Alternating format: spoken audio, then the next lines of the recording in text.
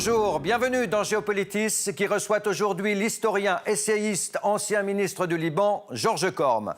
Avec lui, nous ferons une plongée historique dans les convulsions du Moyen-Orient. Pression maximale de Washington sur l'Iran et diabolisation du régime, l'accord sur le nucléaire ne tient plus qu'à un fil. Pourquoi, en Syrie, en Irak, au Yémen, les puissances occidentales sont à la fois pompiers et pyromanes? À qui la faute? De quoi est-ce le résultat si le terrorisme s'est développé de manière exponentielle? Enfin, que faut-il attendre du plan annoncé par Donald Trump pour régler la question palestinienne? Volée de sanctions économiques, envoi du porte-avions USS Abraham Lincoln dans le Golfe Persique, les États-Unis font monter la pression. L'Iran a soumis désormais un embargo total et menace même de reprendre sa production de plutonium. En Syrie, le conflit est entré dans sa 9e année. Le président Assad est toujours là. Avec l'appui des Russes, son armée achève la reconquête des territoires encore sous contrôle des factions hostiles à son régime. Avec l'intervention des Russes, des Américains, des Français, des Britanniques, l'ingérence aussi des puissances régionales, Iran, Turquie, Israël, Arabie Saoudite, Émirats, Qatar, la révolte du peuple syrien contre son dictateur s'est transformée en une guerre quasi mondiale. Au milieu de toutes ces convulsions, Israël conforte sa position. Benyamin Netanyahou, sorti vainqueur encore une fois des élections, peut compter sur la loyauté indéfectible de son ami Donald Trump, jusqu'à figurer ensemble sur les affiches de campagne. Et puis, à la fin du Ramadan, devrait être dévoilé le plan de paix élaboré par le gendre du président Jared Kushner. On attend avec impatience cette Pax Americana censée résoudre le conflit israélo-palestinien de manière définitive, souligne la Maison-Blanche. Mais pour commencer, voici notre rubrique Zap, Mélanie Ohayon, Guillaume Fialip. Tout est soigneusement mis en scène. Même costume sombre, même chemise blanche, même cravate rouge. Complicité, décision historique. Dans un moment, je vais signer un décret présidentiel reconnaissant la souveraineté d'Israël sur le Golan. Benyamin Netanyahou s'enthousiasme. Israël n'a jamais connu de meilleur ami, déclare-t-il. Corruption, fraude et abus de confiance. Hier, en pleine campagne, vous l'avez dit dans vos journaux, pour les législatives du mois d'avril, le procureur général israélien Avishai Mandelblit a annoncé son intention de poursuivre le Premier ministre dans 3 affaires. Benyamin Netanyahou en route pour un 5e mandat au pouvoir depuis 10 ans. Il battrait ainsi le record de longévité en Israël. Hamas is Hezbollah. Hezbollah is Iran. Iran is my enemy. That's it. And Netanyahu is the only one from me that see the same thing about them. Everybody said you can't have peace in the Middle East with Israel and the Palestinians. I think we have a chance, and I think we have now a better chance with Bibi having won. Nous sommes sur ce que l'on nomme désormais la route de l'apartheid. 2 voies parallèles séparées par un mur de plusieurs mètres de haut. D'un côté roulent les Palestiniens, de l'autre les Israéliens. Ça là-bas, c'est un barrage. Je ne dis pas une frontière, je dis bien barrage. Et ce barrage, il est là pour humilier le peuple palestinien. Et nous, les pauvres agriculteurs ici d'Eshkol, on est entre les deux, entre le marteau et l'enclume. On va droit au conflit, là, droit à la 4e guerre en 12 ans, super. Regain de tension entre Gaza et Israël. Des centaines de roquettes ont été tirées depuis le territoire palestinien. Une armée israélienne qui a immédiatement répliqué par des tirs et un Premier ministre qui a pris les commandes de la riposte. Le djihad islamique et le Hamas vont payer le prix fort. Nous ferons tout pour assurer la sécurité d'Israël. Bonjour Georges Corme. Bonjour. Un plaisir de vous recevoir sur le plateau de Géopolitis où cet historien, politologue, économiste. Pour ceux qui ne les auraient pas lus, je signale que vous avez publié une 20aine de livres sur l'Orient, sur les questions des relations entre l'Orient et l'Occident, sur le Liban, votre pays, dont vous avez été ministre de l'économie à la fin des années 90. Je ne vais pas vous trahir, je pense, en disant que vous avez une lecture critique, voire même dissidente par rapport à la pensée dominante. On y reviendra tout à l'heure, mais ma première question sera par rapport à l'actualité. Israël, la victoire de M. Netanyahou, est-ce 4 nouvelles années de malheur pour les Palestiniens? Non, vous savez, personnellement, la seule différence que je vois entre un gouvernement travailliste et un gouvernement d'extrême droite de M. Netanyahou, c'est que les travaillistes ont la parole plus légère. Hein, et le Likoud a la parole dure et la main dure, mais les travaillistes aussi ont eu la main très dure vis-à-vis des Palestiniens. Rappelons-nous comment ils ont maté les intifadas des enfants de Pierre, hein, avec la révolte la de colonisation Pierre. des territoires. La colonisation, elle a commencé avec les travaillistes, donc moi, personnellement, je ne vois pas de grande différence. Trump, la nouvelle administration américaine, a reconnu Jérusalem capitale d'Israël. Il y a eu maintenant, tout récemment, la reconnaissance de l'annexion du Golan. Est-ce que c'est un tournant? Non, je ne crois pas, parce que jusqu'à présent, les Nations Unies ont bien dit qu'elles ne reconnaissaient pas ce que disait M. Trump. Après tout, M. Trump ne dit pas le droit international. Il y a les Nations Unies qui continuent de tenir les positions classiques que les Nations Unies ont eues, notamment pour Jérusalem, qui ne peut pas être exclusivement une ville arabe ou une ville exclusivement juive. Donc vous pensez que le droit international, les résolutions des Nations Unies finiront par prévaloir et s'imposer? Écoutez, pour le moment, bon, M. Trump fait des efforts pour les jeter par-dessus bord. Hein. Mais enfin, le secrétaire général des Nations Unies a eu de bonnes réparties, de bonnes positions. Je crois qu'il y a aussi une exaspération dans l'opinion publique mondiale, des exagérations aussi bien de M. Trump que de son enfant chéri, M. Netanyahou. M. Trump nous promet un plan pour un règlement définitif de la question palestinienne. Vous y croyez? Non.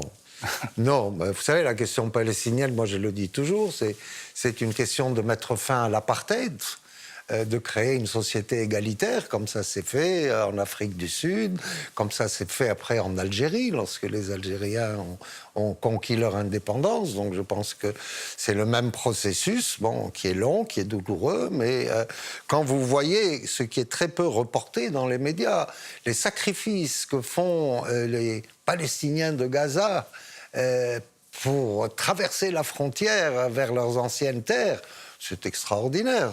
Évidemment, les médias occidentaux en parlent très peu, mais les médias arabes en parlent beaucoup.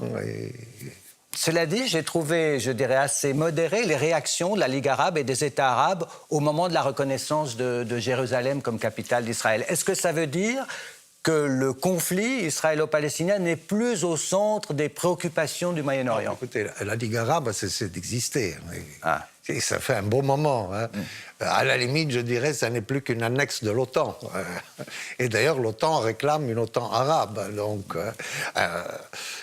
je crois qu'aucun arabe qui est dans son bon sens va vous dire que la Ligue arabe les représente, hein, ou que les rois et chefs d'État actuels les représentent à quelques exceptions près. Mais ceci dit, dans le bloc arabe, vous avez un pays comme l'Algérie, un pays comme l'Irak, toujours un gouvernement syrien. Donc les choses ne sont pas aussi désespérées qu'on le voit.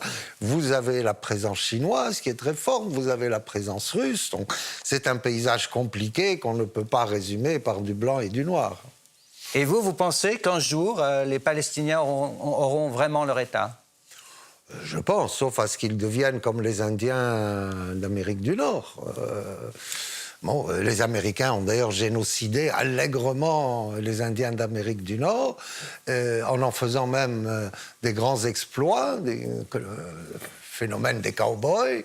Ça, c'est l'aspect très désagréable du nationalisme américain, qui malheureusement a des racines dans l'Ancien Testament et qui joue du symbole religieux. Bon, je pense qu'on va retrouver du bon sens à un moment ou à un autre et revenir à la laïcité. Le droit international ne peut être que laïque. Si le droit international va accommoder les demandes des religions, on n'en finit plus. La Syrie est entrée au mois de mars dans sa 9e année de guerre. Elle n'est plus comme à l'époque du siège d'Alep ou de Raqqa sous le radar des médias. Et pourtant, l'armée gouvernementale appuyée par l'aviation russe pilonne sans discontinuer les positions des factions islamistes. au nord-ouest, dans les provinces d'Idlib et de Hama. Après 8 ans de guerre et l'écrasement territorial de l'État islamique, la Syrie est désormais divisée grosso modo en 3 morceaux. En rouge, les territoires sous l'emprise du régime qui a reconquis l'Ouest et ses grandes métropoles. En vert, les régions encore contrôlées par les factions anti-régime se réclamant de l'ex-branche syrienne d'Al-Qaïda. En brun, les territoires sous la bannière des forces démocratiques syriennes, les FDS, soutenues à bout de bras par Washington. Cette coalition arabo-kurde a été le fer de lance de l'offensive terrestre contre les combattants de l'État islamique. Tout au nord, l'armée turque déployée depuis janvier 2018 fait face aux unités kurdes de protection du peuple. C'est une configuration qui laisse mal augurer d'une fin prochaine de la guerre, comme les chiffres traduisent mal la tragédie de ce pays. Près de 400 000 civils tués depuis 8 ans et près de 12 millions de personnes déplacées à l'intérieur du pays ou réfugiées hors des frontières.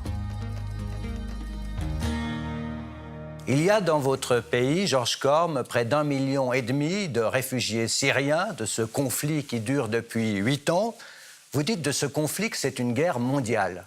Ah ben oui, on a retrouvé des combattants de toutes les nationalités, on a retrouvé diverses armées, donc ça me rappelle ce que nous avons eu au Liban. On a eu pendant 15 ans aussi une déstabilisation entre 1975 et 1990, où les armées sont rentrées et sorties pendant 15 ans, et où il y a eu des massacres assez terribles, hein, notamment le célèbre massacre de Sabra et Shatila. Il y a eu des massacres aussi dans des villages chrétiens. Il y a eu des massacres dans des villages partout, chrétiens, dans des villages musulmans, ça a été terrible. En ce sens, et pas seulement par rapport à la Syrie, est-ce que vous estimez que les interférences des grandes puissances sont la principale cause du chaos qui ne se termine pas dans ce Proche-Orient? Écoutez, l'observation historique vous montre que, en général, les communautés vivent paisiblement ensemble. Au Liban, avant l'apparition des colonialistes français et anglais, toutes les communautés vivaient ensemble, entremêlées, il n'y avait jamais de massacre entre elles. Hein. Il a fallu que le colonialisme français et anglais pointe son nez pour que le Liban devienne malheureusement un État tampon entre les ambitions des uns et des autres. Et jusqu'aujourd'hui, le Liban est très déchiré par, aujourd'hui, influence de l'Arabie saoudite, influence de l'Iran... Ce qui est vrai aussi pour la Syrie, ce qui est vrai pour l'Irak. Oui, bien sûr.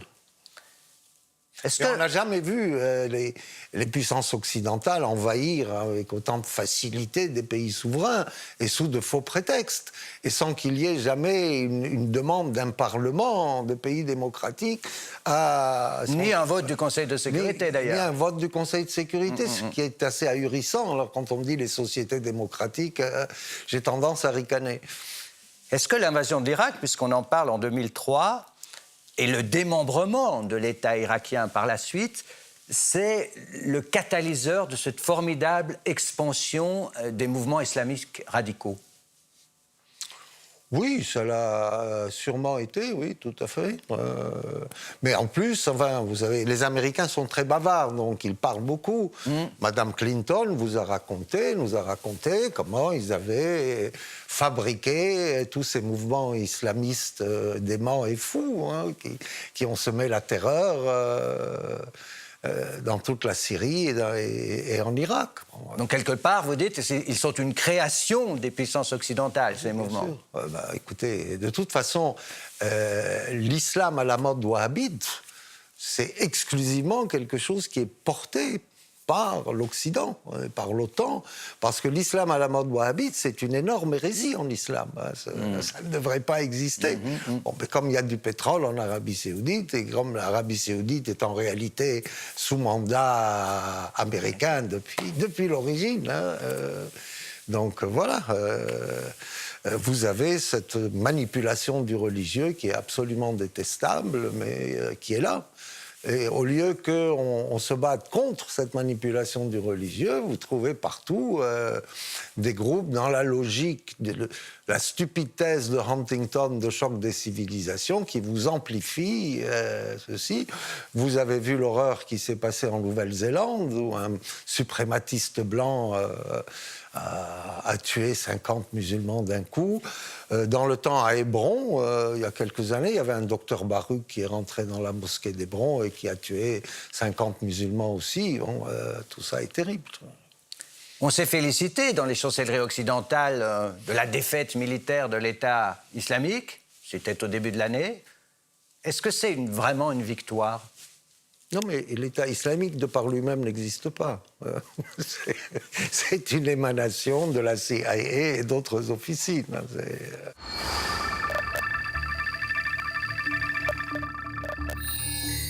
Après l'État islamique, l'Iran, ennemi numéro 1 des États-Unis.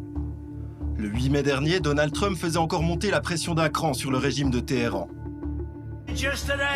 Aujourd'hui, je me suis senti obligé d'autoriser de nouvelles sanctions sur les industries de la sidérurgie, de l'aluminium et du cuivre. Nous ne voulons pas qu'ils aient l'arme nucléaire, c'est tout ce que nous voulons. À travers cette volée de sanctions, Donald Trump veut asphyxier les Iraniens pour les contraindre à négocier un nouvel accord sur le nucléaire, dont les États-Unis se sont retirés il y a 1 an. Excédé, l'Iran a suspendu certains de ses engagements prévus par l'accord de 2015. À partir d'aujourd'hui, nous n'allons plus limiter notre production d'uranium enrichi ni d'eau lourde. Aux sanctions économiques américaines s'ajoute une pression militaire sans précédent contre Téhéran. Le porte-avions USS Abraham Lincoln fait route vers le golfe Persique, entouré de plusieurs destroyers américains. Ce déploiement doit faire face, selon la Maison-Blanche, à des attaques imminentes de l'Iran.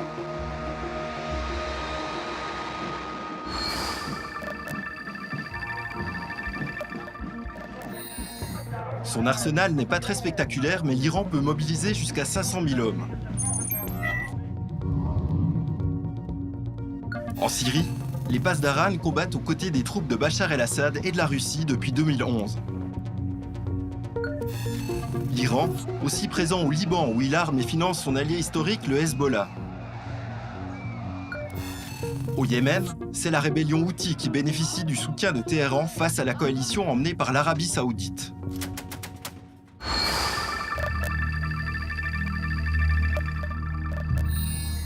L'Iran investit massivement dans les médias. Cet exemple, la chaîne de télévision Al-Alam est diffusée par satellite dans tous les pays de langue arabe. Assalamu alaikum. La République islamique fournit aussi chaque jour à l'Irak de l'électricité et près de 30 millions de mètres cubes de gaz. Et puis de nombreux produits alimentaires, comme des tomates ou du lait. Enfin, 400 000 Iraniens sont installés dans les Émirats arabes unis, surtout à Dubaï et à Oman. Génératrice d'une importante rentrée de devises, cette diaspora est une pièce maîtresse de l'influence iranienne dans le golfe Persique. L'Iran, aujourd'hui, est devenu l'ennemi numéro 1 des États-Unis. Est-ce que cette diabolisation de l'Iran ne contribue pas à déstabiliser encore plus ce Moyen-Orient qui n'en a pas besoin ? Oui, je crois qu'il y a une iranophobie qui est devenue très envahissante, qui empêche d'ailleurs de raisonner et de réfléchir. Rappelons-nous du temps du Shah d'Iran, le Shah d'Iran était adoré et respecté. Et pourtant, sa politique ressemblait pas mal à celle d'aujourd'hui, sauf sur un point. C'est que le Shah d'Iran avait de très bonnes relations avec l'État d'Israël. Alors tout allait bien. Bon. Ici, nous avons un régime politique qui a fait de la libération de la Palestine un de ses grands objectifs. Et donc, évidemment, ça devient l'ennemi numéro 1. Et pendant ce temps-là, on a une certaine mansuétude de tolérance à l'égard des rivaux de l'Iran.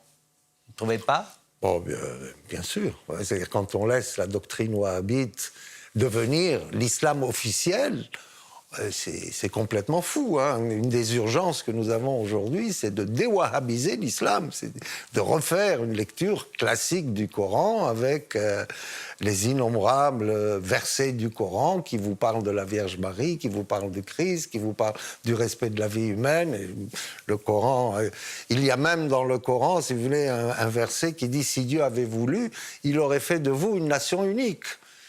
Et donc, en réalité, le Coran accepte le pluralisme. Vous avez un autre verset qui vous dit « Et nous vous avons créé en peuple et tribus pour que vous appreniez à vous connaître ». Donc, dialogue des civilisations bien avant l'heure. Donc, c'est la folie wahhabite qui a été complètement adoptée par les États-Unis d'Amérique, par l'Europe aussi, et avec les milliards de pétrodollars derrière tout cela, qui fait qu'aujourd'hui, nous subissons un islam hérétique qui s'appelle le wahhabisme. Il serait temps qu'on se mette à déwahhabiser le monde. Hein, voilà. J'aimerais bien parler avec vous un peu de l'Algérie. Il y a des millions d'Algériens qui sont descendus dans la rue pour dégager le système et le président de l'Algérie. Il y en avait aussi des millions, il y a 8 ans, dans les grandes capitales arabes. On sait ce qu'il est advenu de ces révolutions populaires. Pourquoi, selon vous, ont-elles échoué? Elles ont échoué parce qu'on a, de nouveau, on a utilisé les frères musulmans et les mouvements islamiques pour venir cueillir les fruits de ces révoltes qui étaient populaires, qui étaient laïques, qui étaient tout à fait exceptionnelles. Je ne crois pas que les États-Unis ont manipulé ça, comme certaines thèses le disent. Vous ne pouvez pas, depuis Oman jusqu'à la Mauritanie, avoir des millions de gens qui descendent dans la rue parce que les services secrets américains les font descendre. Mais vous dites en quelque sorte que ces mouvements populaires d'aspiration à la liberté ont été récupérés par les organisations religieuses. Ah, tout à fait. D'ailleurs, la télévision Al Jazeera, c'était ça. Et le Cheikh El-Qaradawi, c'était tout à fait ça.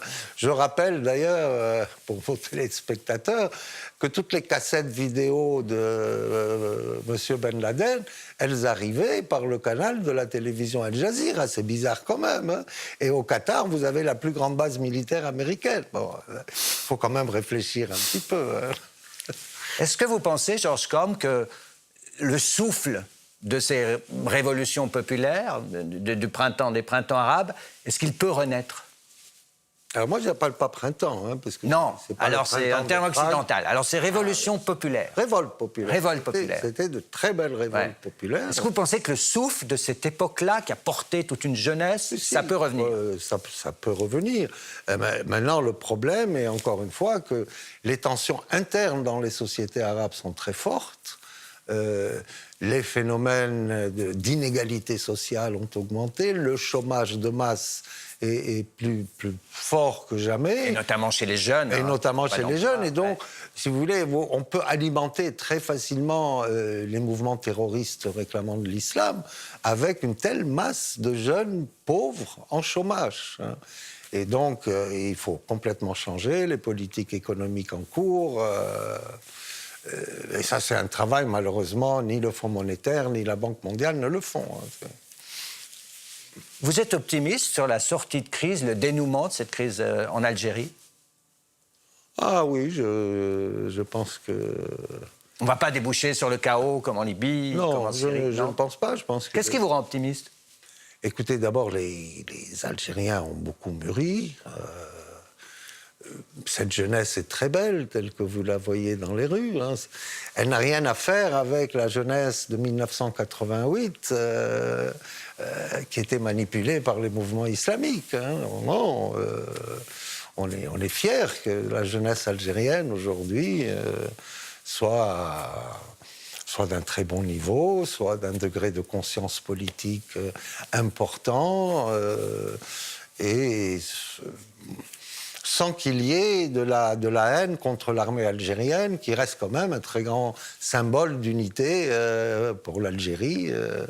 C'est la descendante du FLN, du Front de Libération Nationale.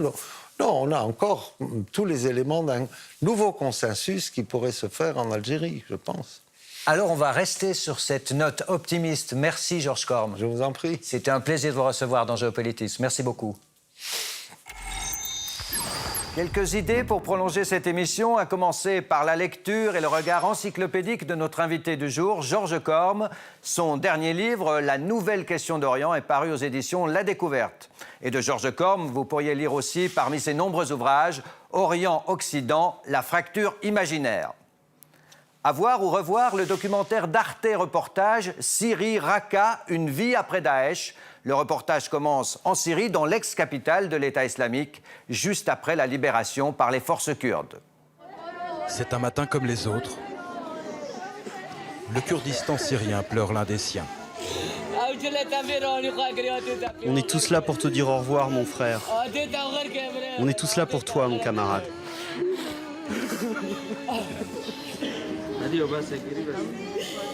Omar Alouche était premier adjoint à la mairie de Raqqa. Et puis, une chronologie et mise en perspective du conflit israélo-palestinien préparé par notre documentaliste Anne-Isabelle Gomez. Création de l'État d'Israël en 1947, proclamation d'un État palestinien par Yasser Arafat et toutes les guerres qui ont opposé Israël à ses voisins arabes depuis 70 ans. C'est en bonus sur notre site. Merci à la rédaction et aux équipes techniques qui ont permis la réalisation de cette émission. Je vous souhaite de passer une excellente semaine. À bientôt.